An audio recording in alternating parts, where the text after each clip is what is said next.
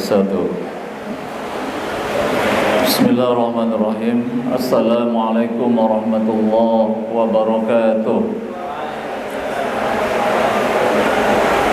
Innal hamdalillah, salatu wassalamu ala Rasulillah wa ala alihi wa ashabihi wa mawalah. Wala haula wala quwwata illa billah. Rabbi shrah li sadri wa yassir li amri wahlul 'uqdatam min lisani yafqahu qawli. Ya Fattahu ya Alim bi rahmatika ya arhamar rahimin. Amma ba'd. Para anggota dan pengurus Al-Fikri beserta OSIS ya. Alhamdulillah pada hari ini Allah masih mencurahkan rahmat dan nikmatnya kepada kita sekalian, sehingga kita masih dapat beraktivitas. Tadi kita belajar dan pada sore hari ini kita mengadakan acara kajian dalam rangka ada dua momentum, satu peringatan Isra Mi'raj, sekalipun sudah apa itu? Sudah lewat, sudah basi ya, tapi tidak ada masalah. Yang kedua adalah dalam rangka untuk menyambut Ramadan, namanya tarahib ya, menyambut Ramadan.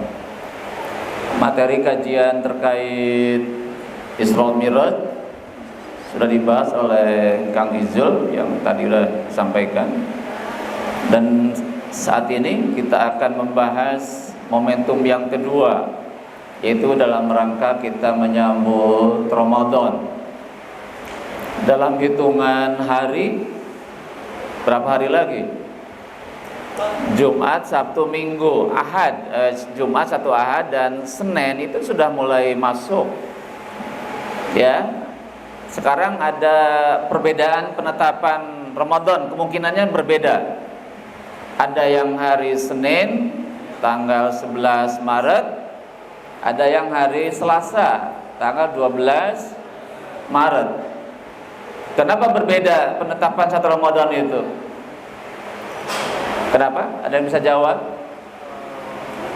Halo? HP-nya bisa di nonaktifkan dulu, kita fokus. Kenapa ada perbedaan dalam penetapan satu Ramadan? Apa yang membuat berbeda itu? Bukan keyakinan. Berbeda apa? Perbedaan metode. Ya. Apa yang berbeda? Metode. Tahu metode? Caranya. Ada yang menggunakan hisab, ada yang menggunakan ru'yat. Tahu hisab? Menghitung dengan ilmu matematik, namanya ilmu falak, ilmu astronomi. Itu dihitungan, itu bisa ditentukan jam berapa, kapan, itu bisa ditentukan. Yang kedua metodenya ru'yatul hilal, dengan melihat bulan. Ya, gitu. Titik lemah dari ru'yat sangat tergantung kepada satu alat, kedua cuaca. Kalau alatnya kurang canggih, nggak bisa menembus sinar bulan, nggak bisa. Kalau kamera yang kayak gini nggak bisa, ya, itu nggak layak buat memantau hilal. Ada teropong tuh, teropong yang itu bisa. Kedua juga faktor cuaca. Kalau cuacanya berawan, mendung, hujan, itu nggak bisa dilihat. Nggak bisa dilihat, ya. Lemahnya di situ kalau ru'yat itu. Kalau hisab itu bebas cuaca, bebas apapun bebas. Itu lebih tepat di hisab. Ru'yat itu hanya untuk meyakinkan saja. Setelah dihitung jatuh pada hari Senin misalkan ya, ketika maghrib tiba, hilal sudah muncul. Nanti di ru'yat, dilihat dengan alat itu. Kalau sudah ada ya udah. Senin itu sudah jatuh pada tanggal 1 Ramadan. Nah, kemudian yang kedua nih, biar Anda paham ya. Penetapan hisab dan ru'yat, kalau Muhammadiyah itu menggunakan metode wujudul hilal. Pernah dengar nggak kata wujudul hilal?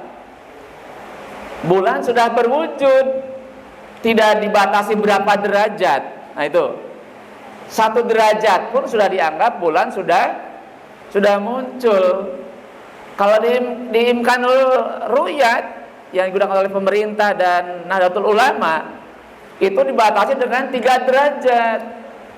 Kalau sudah 3 derajat, maka sudah jatuh tanggal 1. Kalau belum 3 derajat, maka belum tanggal 1. Paham enggak? Wujudul hilal itu yang penting bulan sudah nampak berapa derajat pun itu dianggap sudah masuk tanggal baru. Nah, kalau di NU pemerintah itu bukan dibatasi dengan 3 derajat. Kalau sudah 3 derajat baru, tapi kalau belum 3 derajat maka dianggap belum tanggal baru.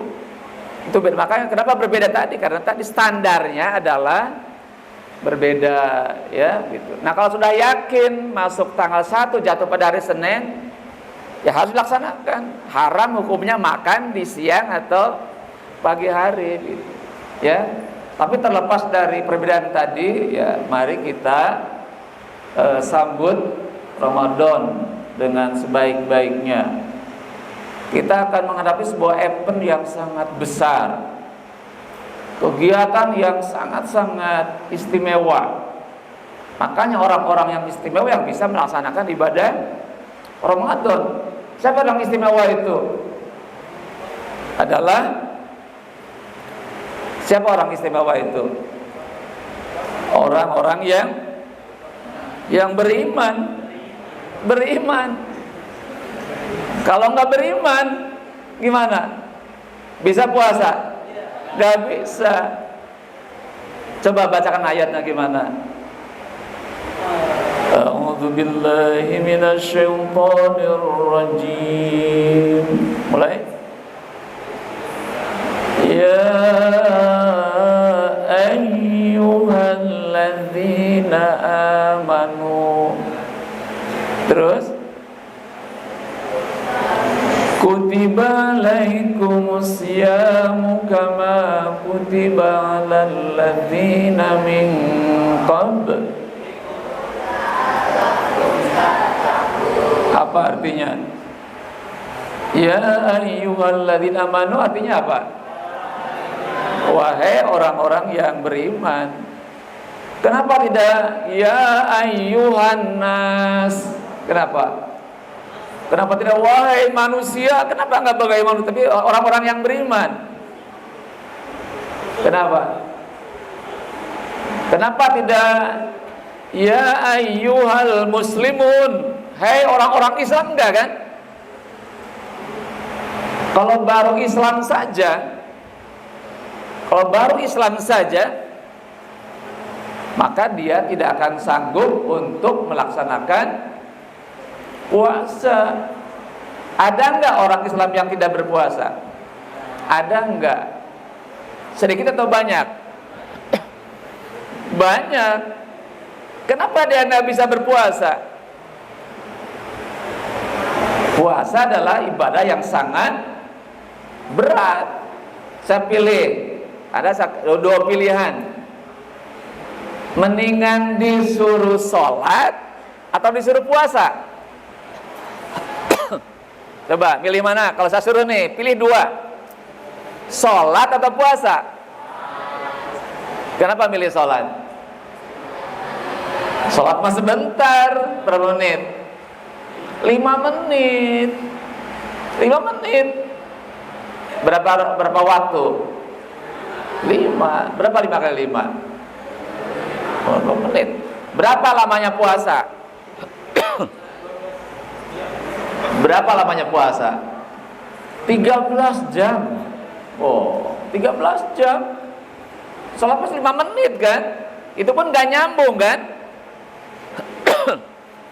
Subuh, udah subuh kan, setelah itu kan tidak sholat kan, nanti datang lagi zuhur, datang lagi asar kan, waktunya berpisah-pisah. Kalau puasa kan nyambung kan, bisa nggak 2 jam puasa gitu, nanti buka puasa lagi gitu kan, nggak bisa. Apa definisi puasa itu? Puasa adalah apa definisi puasa? Menahan diri dari makan dan minum dan segala yang akan membatalkan puasa sejak terbit fajar sampai dengan terbenam matahari. Itu kan nyambung tuh. Nah, orang-orang yang doyan makan ya susah berat itu.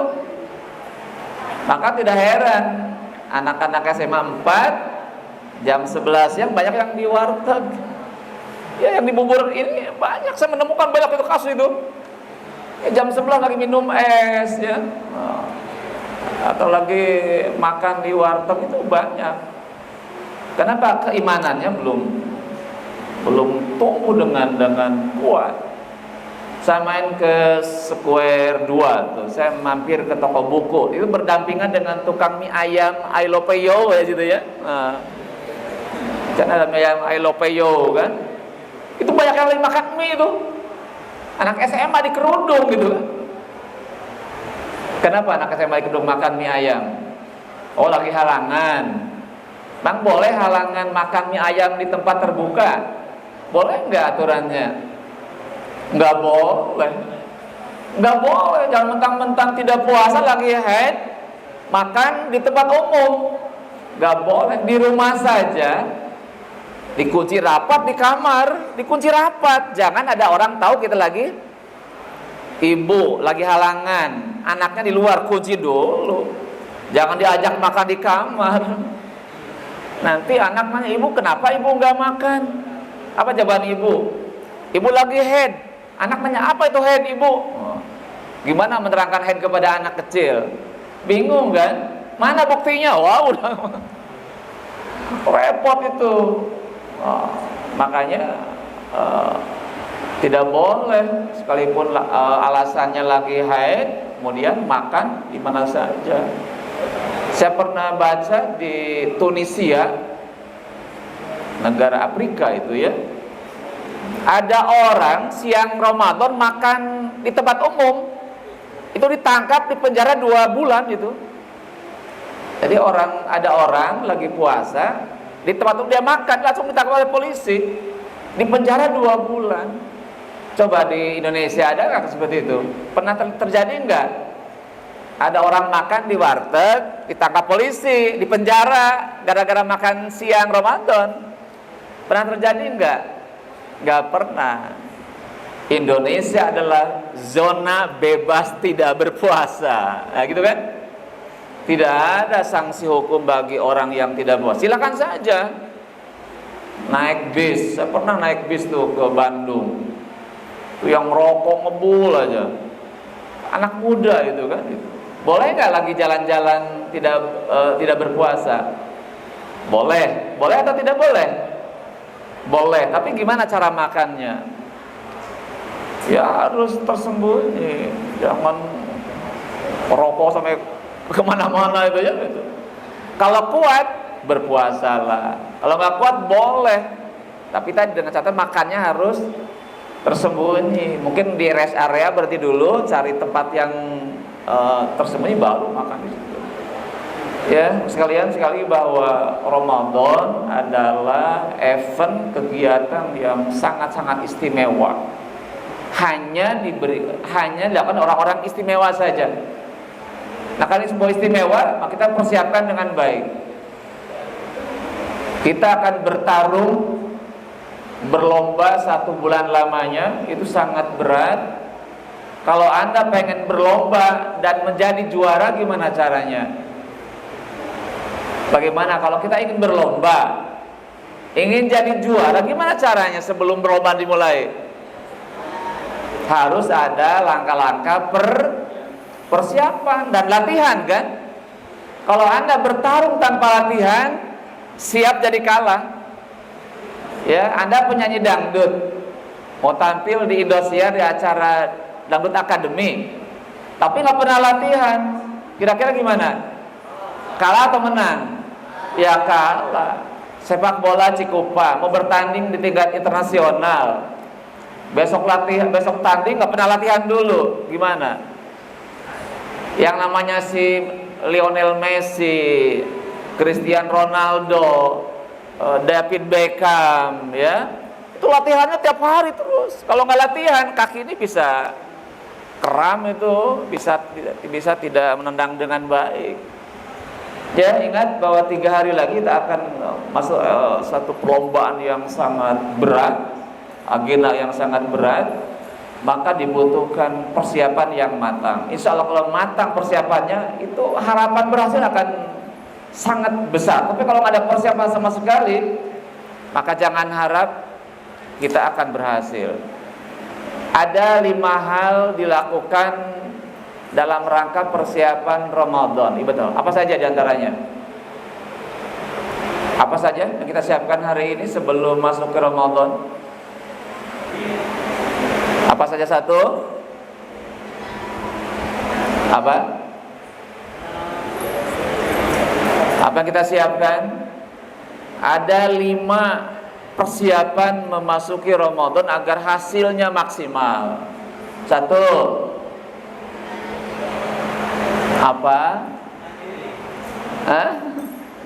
Mandiri. Satu adalah persiapan ruhiyah.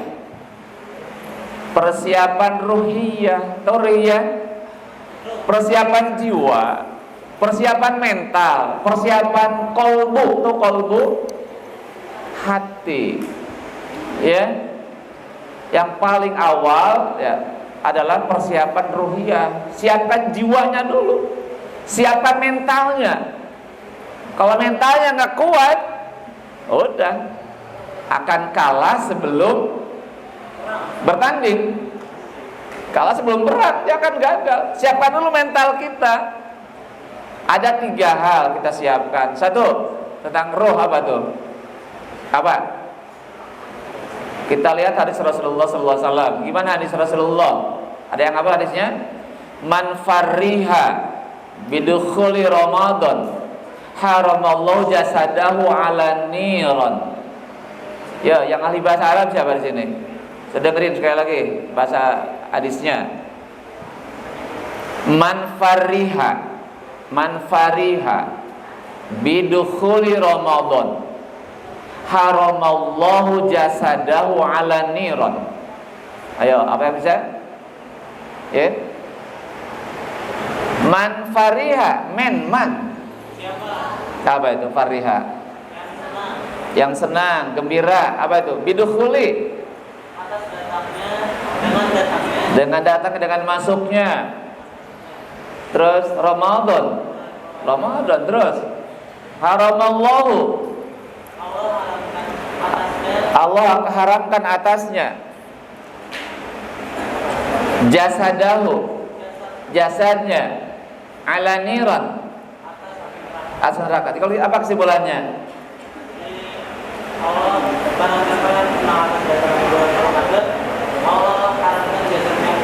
Ya, diharamkan dari siksaan api neraka. Apa kesimpulannya? Menjelang Ramadan, tumbuhkan rasa senang gembira menghadapi Ramadan. Nih, ada nih, senang atau susah menghadapi Ramadan? Benar, senang.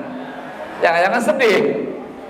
Aduh, saya nggak bisa makan pagi lagi, gimana nih? Nggak bisa makan nasi uduk pagi-pagi, makan gorengan, siang-siang makan bakso, bakmi, bakwan, batagor, dan mbak-mbak yang lainnya. Anda gak sedih ya? Itu nggak bisa. Kenapa senang menghadapi Ramadan? Mau lebaran. Ayo, kenapa harus senang menghadapi Ramadan? Harus gembira. Kenapa harus gembira? Gembira dengan janji Allah. Apa janji Allah itu? Orang yang berpuasa 10 hari pertama Allah berikan rahmat. Tahu rahmat? Kasih sayang, disayang Allah. Mau disayang Allah? Mau. Mau disayang suami, istri? Mau. Disayang suami enak. Minta apapun dikasih sama suaminya. Kalau nggak disayang suaminya, istri minta mobil, dikasih mobil? Enggak. Ini Allah yang ngasih kita.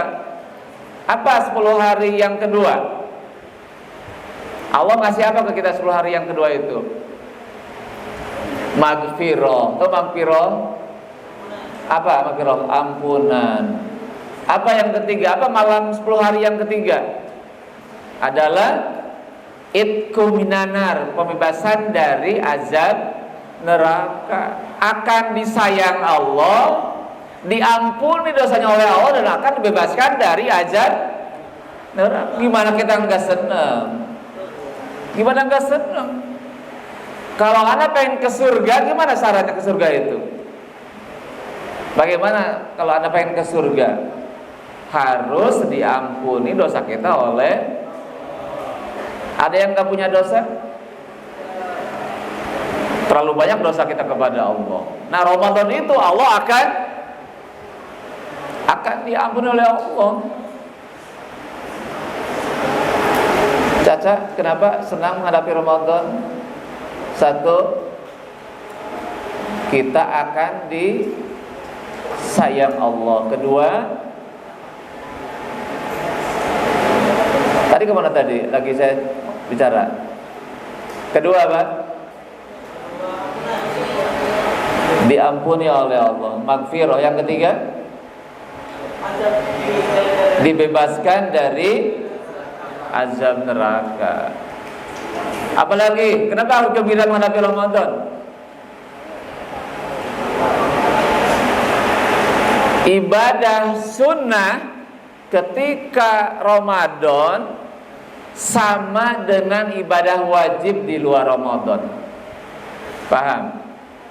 Melakukan yang sunnah nilainya sama dengan pahala ibadah wajib. Sama Ramadan itu. Makanya orang yang umroh di Ramadan sama dengan ibadah haji. Coba sekarang ke Mekah, jamaah sampai jutaan itu. Dan tadi nilainya sama. Umroh itu sama dengan haji ketika di luar Ramadan. Tuh. Makanya orang berbondong-bondong gitu kan, gitu. Apalagi? Kenapa kita mesti bahagia? Di luar Ramadan kita melakukan suatu kebaikan, ibadah, berapa pahalanya? Halo, berapa pahala berbuat kebaikan di luar Ramadan? Kita infak, berapa balasan Allah kepada infak kita itu? Berapa kali lipat? Berapa? Berapa pahala infak di luar